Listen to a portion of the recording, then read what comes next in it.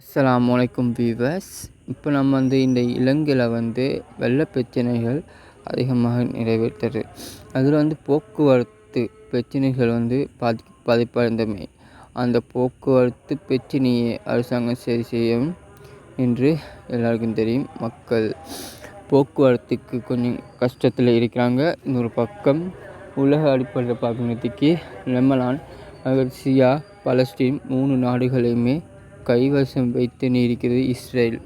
அது உலக நாடுகள் எடுத்தாலும் அது மேலுக்கு ஏறிக்கொண்டு போய் இஸ்ரேல், அதுக்கு பின்னாடி அமெரிக்கா.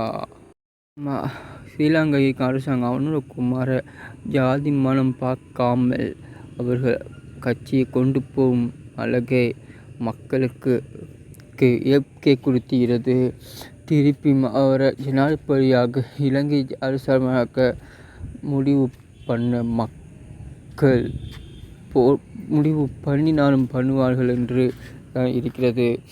என்றால் மக்கள் விலக்கூடி பொருட்களை விலை குறைத்து மக்கள் கஷ்டங்களை லேசாக கொண்டு வந்த அனுரகுமார அவர்களுக்கு மக்கள்கள் இனிமே பின்னால் நிற்பார்கள்.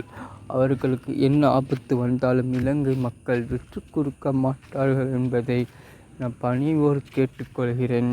அது மட்டும் இல்லாமல் இலங்கையில் இருக்கும் போலீஸ்காரர்கள், மேட்டிமையர்கள் அவங்களுக்கும் சல உரிமைகளும் கொடுக்கப்பட்டு அவங்களுக்குரிய மரியாதைகளை கொடுப்பார்கள் என்றும் நான் கேட்டுக்கொள்கிறேன்.